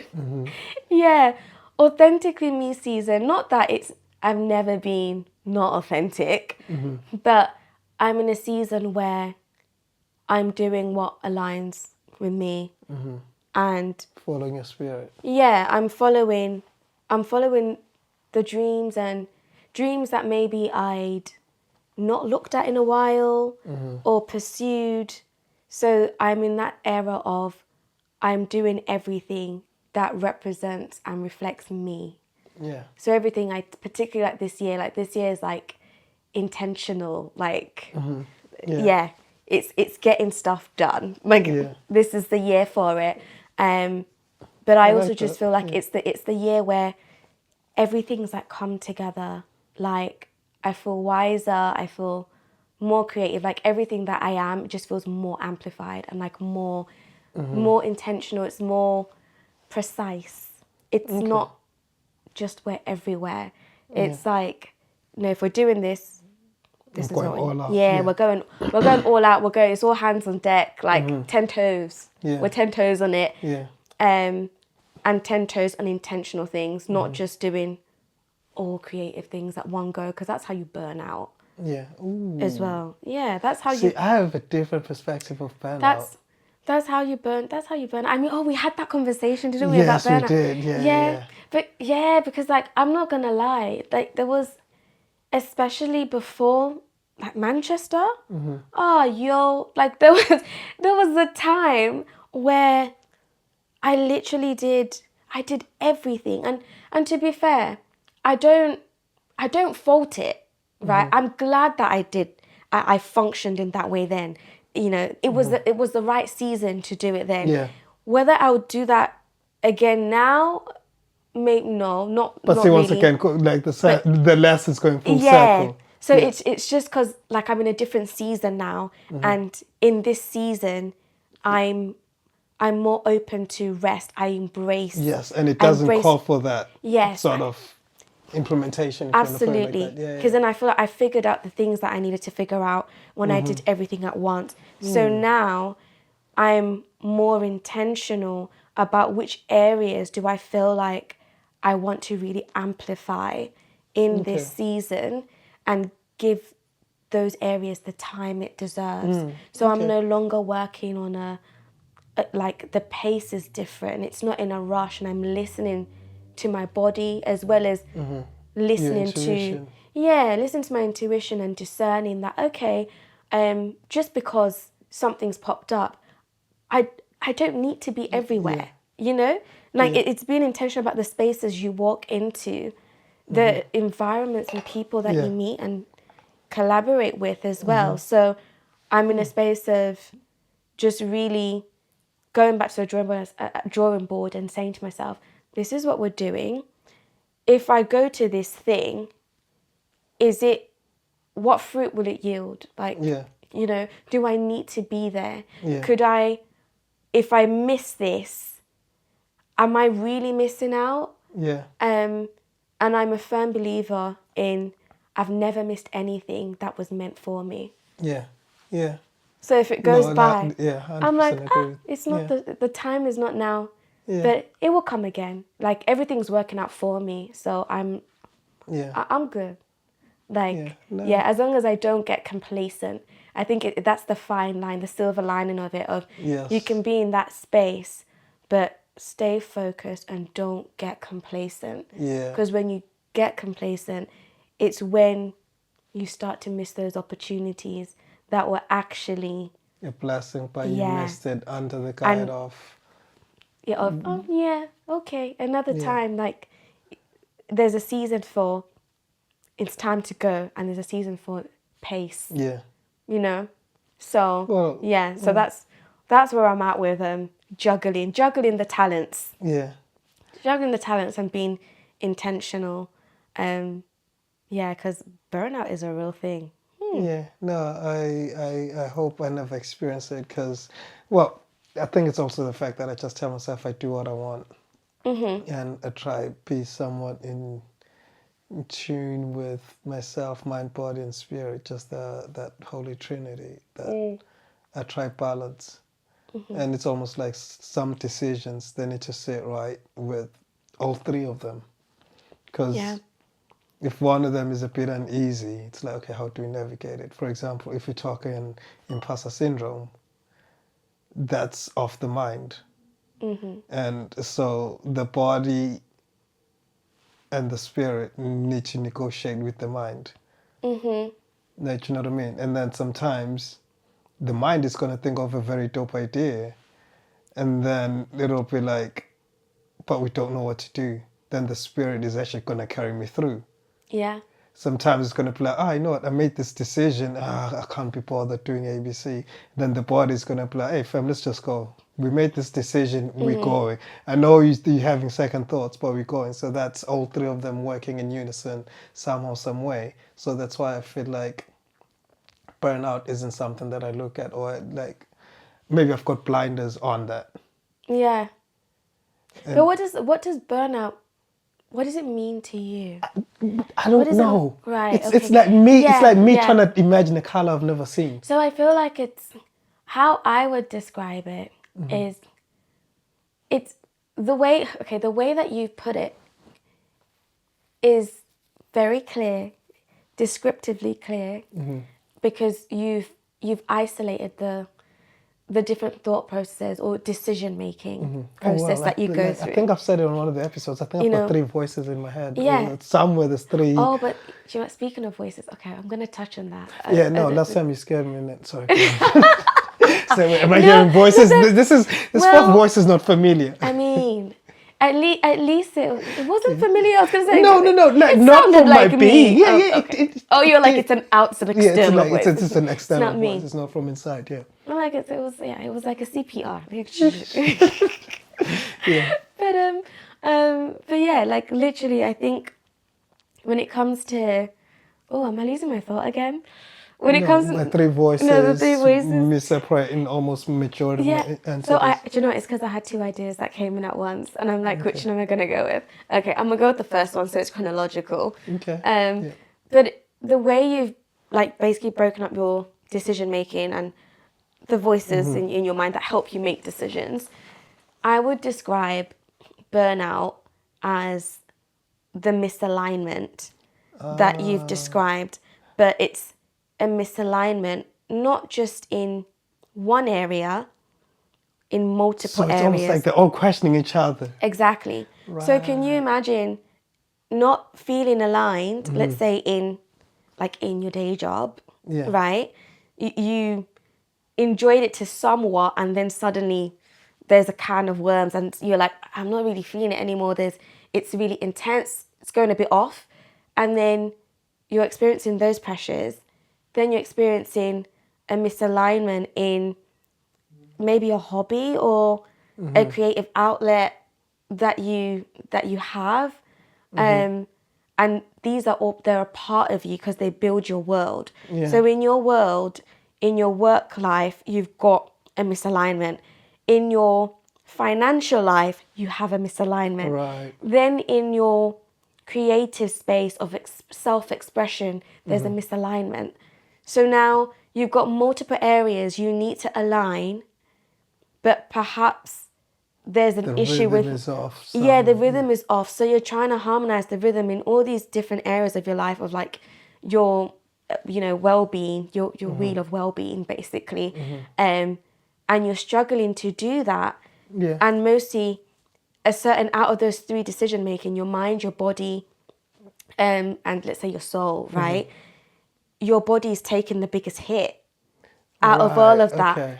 That's when burnout kicks in for some people. That's the only way I could possibly describe it. That's just an example. But for some people, could be that, let's say, that area of the body is where it's like, we can't take it anymore. So it's like your mind is when you're like, go, go, go, we can do this, we can do this. Your soul is like, yeah, but we love this, we love this. But then your body's like, I can't move. I'm so overwhelmed. I'm tired. Like, I just don't have the fire to move. Actually execute or to do So that. then it means you either have to like slow down to find the rhythm of your body first, to align with the rhythm of your soul and your mind. So then you're back into that groove of like, okay, we can start executing things again and take baby steps. That's probably the best way I could explain how burnout can be experienced, or what it would look like for someone who has multiple areas that are just not aligned.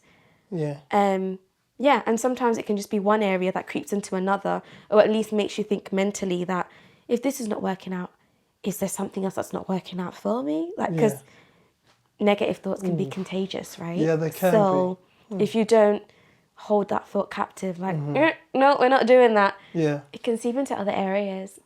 Okay. So that's how kind of how I would describe it. I somewhat get it, but then my brain goes into. So most of it is down to perspective, and how one's digestive system. Well, I'm talking about the brain's digestive system.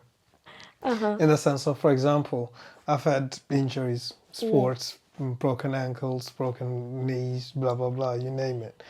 But what you've described. What kind of sports were you doing? I've never broken a bone in my life. God, I don't want to. Please don't let me. You know what? I need to touch wood. Yeah. Oh, must be nice. Yeah. Wow. Yeah, no. Several bones. Yeah, I've broken my ankle. Actually, I done my ankle a couple of years ago. But yeah, so ultimately, so whenever those things happen in my brain, it's like, oh, you know what?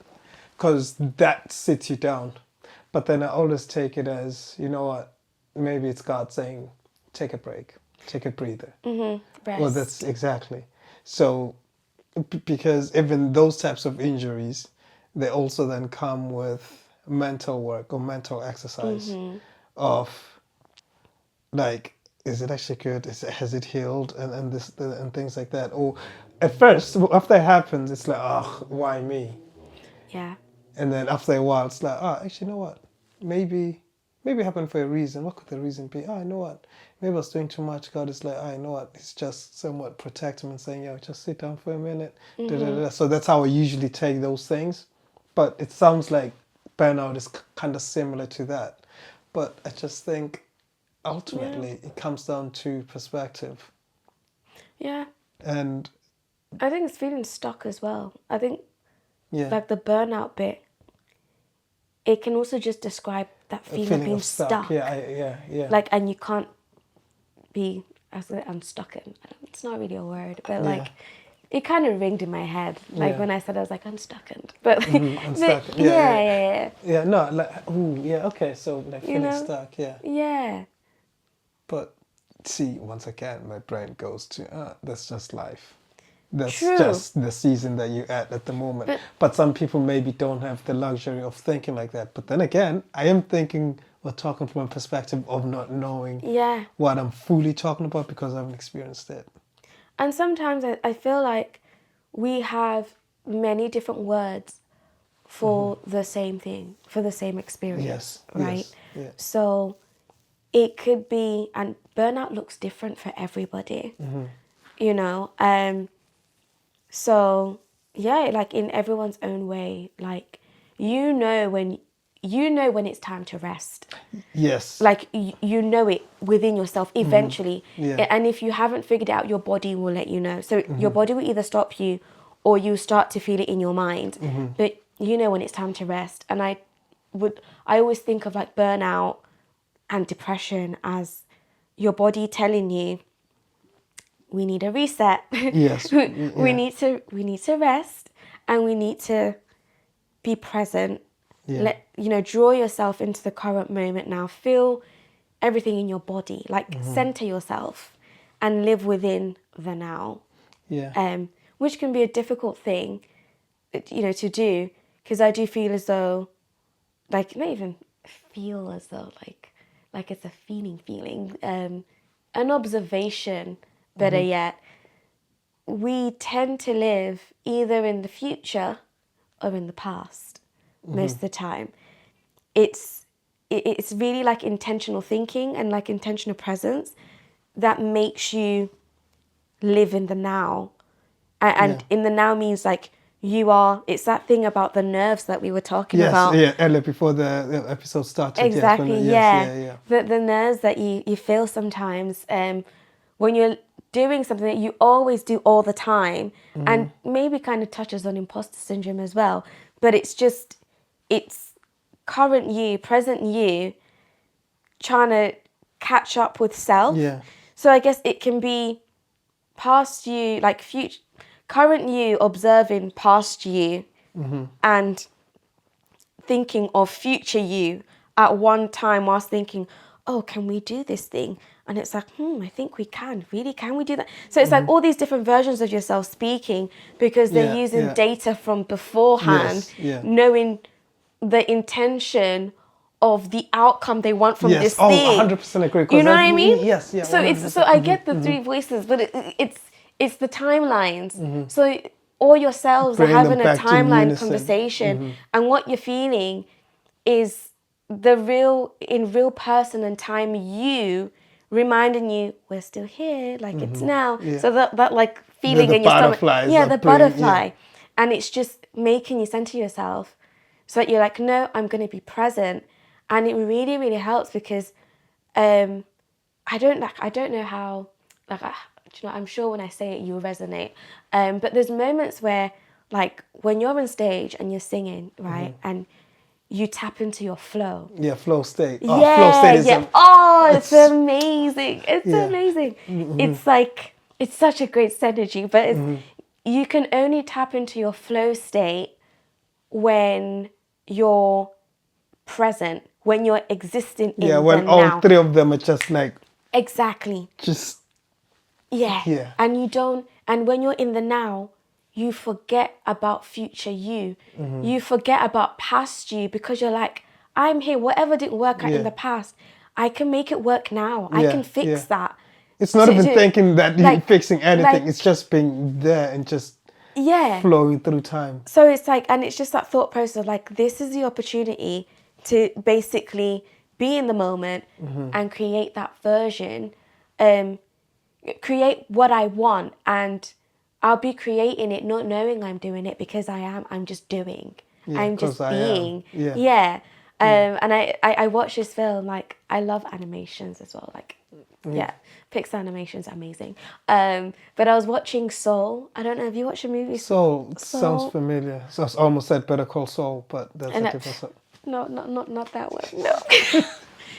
Sorry, yeah. This one's like a PG one, PG soul. Okay. But it's like it's this music teacher who always dreamt about like performing in a band, and just like living the musician lifestyle, the creative lifestyle, full like through and through, right?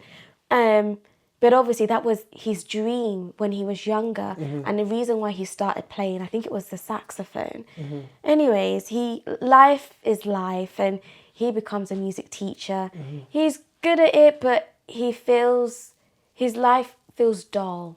Yes, You know, like there's certain things that you were meant to do, but you haven't done. yeah. And so I guess maybe he might also be a good, example of like perhaps maybe burnout, because he just felt like he was doing the same thing over and over again and felt stuck and That's a questioning life. yeah, and didn't feel seen. But what happens is like he basically dies, right? So he dies and he goes to. I didn't think it was gonna go that way. I know, morbid. Anyways, as you were. Yeah, but like he dies, he goes to the afterlife. But I don't want to ruin it for you or everyone else. Yeah, ruin it, please. I'm curious. I mean, no, it's you have my so curiosity. good. It's so good. But literally, he dies, and when he dies, has the opportunity to see his life, and to go down his journey. He's basically like in purgatory, right, in that limbo. Yeah. And in that limbo, he sees his life. It flashes back, and he goes down memory lane. But he rediscovers his love for music, and how his love for music opened doors for many opportunities to being a teacher. And then in the moments where he lived his life experiencing that, I don't feel like I'm actually impacting my students' lives. I feel invisible, and I'm just a bit meh. Like, in purgatory, in the limbo, he sees himself from a completely different perspective, and he gets a glimpse to see the joy he puts on his students' faces. Right. Like his journey was to serve, and actually, yes. And so he sees how he's serving, and he's changing their lives by just being himself. But because he got so used to himself, and he forgot to believe in. He forgot to believe in himself, but he let go of that dream, that fire that was within him, and he basically remembered how he felt when he would play, and it captured the flow state so beautifully when it captured the day that he died. And the day that he died was so sad, because he finally felt like his life was about to take off, and it's going to work for him, right? And but really, it's been working for him. Yeah, it was working for him already, but he had a specific way he wanted it to work. So he glorified it. He kind of made that an idol to him.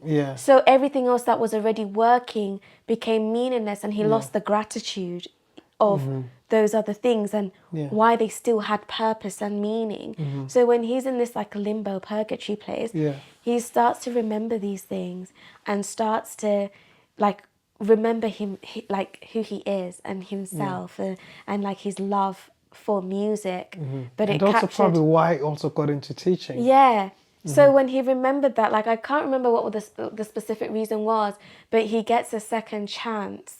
And the second chance that he gets, he wakes up. I think it turns out like he was like nearly dead, not dead. I don't think it was like ever really clear. But it's almost like he was in a coma of some sort. But he gets a second chance, and in that second chance, it's like the film teaches you to really like be grateful. Love like, yours. Love what's yours, and learn to fall in love with the season you're in over and over again, but fall in love with the talents that are yours. And recognize how meaningful how you show up, who you are, how you do what you do impacts the world around you, because it is. Whether you like it or not, it's not up to you. So even your bad days, they shape someone else's world. So if you choose to be intentional about how you even navigate your bad days, you're still making, the life experience Yeah. better, meaningful. There's a chain reaction Yeah, elsewhere. for everyone. Yeah. But flow for me was that flow state bit when I was just like, was the most beautifully Yeah. captured flow state ever, and Yeah. it's a great place to be. But you can only be in that when you are present, Ch- when you're yeah. in your now. Yeah. It comes out, and it's the purest essence Yeah. of you. That's when you're I am. Yeah, do you know, sometimes I do wonder, but maybe this is a story for another day, but sometimes I do wonder if it's possible to actually constantly be in flow state. Wow. I mean, Like, yeah, that's just my brain chemistry. It's like, I'm maybe it's a great thought process. I think it is, but I would also think it's exhausting. No, like, is it? yeah, it's like, How? can a bulb shine at its brightest all the time? Like, literally, it's like, Oh yeah, suppose when you put it like that. yeah. Can you, like, maximum, like, super, is it Super Saiyan? Like, you know what I mean? Just consider Super Saiyan, yeah. Yeah, I still think it's Yeah. possible. I think it's possible, but maybe in a different form. Definitely, yeah, definitely food for thought. I think that balance in the world is necessary. Yeah. Yeah, Yeah. it's 'Cause, necessary. Because if you were in flow state, yeah, I just feel like it would be amazing, but there's so many questions. Would you get Yeah. anything done that was outside of like, the thing that you like? Okay, do you know what? Actually, you know know? what? No. I hear you, but I think maybe you are looking at it from a form of expression or chosen arts, because I feel like it can exist in multiple realms. Even when you're cleaning, you can't be in flow state. I feel like that. Yeah. Well, could you not say that we're already living in flow state? Not necessarily if you're always thinking about the past and the present. Well, the past and the future. Because in flow state, you're not thinking about neither. You're in your now. You're in your now, but your now. Do you see what I mean? Yeah. I think we already do. But it's a matter of But tapping it's- into it. Because, Yeah. I think we already do, but we're in flow state subconsciously. What we recognize as flow state is because we've consciously decided to be aware of it, that I'm in my flow state. Because can you, for every decision that you make, whether it's, am I going to get out, am I going to go to the kitchen right now, or am I going to do that later? You're thinking in that moment, you are in a flow state because you're assessing, has my stomach rumbled? Do I want to eat? Am I hungry enough? How hungry am I? Like, these are all the questions. You know what I mean? These are all the questions you're asking yourself. Yeah. I think maybe the only time you may take a break from flow state is when a different being has entered the chat, like has entered the WhatsApp group, and you're like, oh, you're kind of interesting. So what are you doing here? Because then in that moment, the attention is off of yourself and it's on someone else. So you're allowing yourself to be influenced, and when you're being influenced, the external influence, it's that person's flow state impacting you. Yeah. So it could either make you tap into your flow or could change how you flow. Yeah. You know what I mean? Yeah, actually. So yeah, it feels like epitomization, doesn't it? Yeah. Because at the same time, I think maybe in my brain, it's like flow state isn't rehearsed, right? Yeah. So it's kind of like, and for some reason in my brain, every time I think of flow state, it's almost like you're performing and it's now beyond the rehearsals, but you're hitting every note. Well, maybe that's in your head. But you know what I mean? Yeah. But you're hitting everything right on cue. So coming back to you saying, oh yeah, you know what, oof, I could eat, I'm hungry. I feel like in flow state, you're just gonna go nibble and just flow with it rather than it being a thought. everything, the mind, body, and spirit, are in unison in my head during flow state, whereby the thought and the action and the joy from it happen simultaneously. So So is it the alignment of the decision? yeah, the alignment of everything. So whereby Yeah. there is much thinking to it. It's just like But you're not. Yeah. well, that's how I see flow state. So it's like to the point that it's like, oh snap, it's been that long. Like for example, I feel like sometimes when I'm doing these podcasts, I get into flow state, but once again, remember what we're talking about. It's like, okay, no, let me find my zen. Let me find my rhythm before I actually begin. Yeah. But at the same time, it starts off with the butterflies. The butterfly sets off the imbalance before I get to the, okay, now we're good. Now we're riding the waves. That you're not thinking about them. But yeah, sorry, we just went on a completely different tangent. No, we did. It's very unexpected, but we welcome the journey. Yeah, flow For state. sure. Yeah. No, for sure. Yeah, anyone watching, just let us know what you think about flow state. Yeah. Because it's a beautiful thing. And do we all look at it the same way?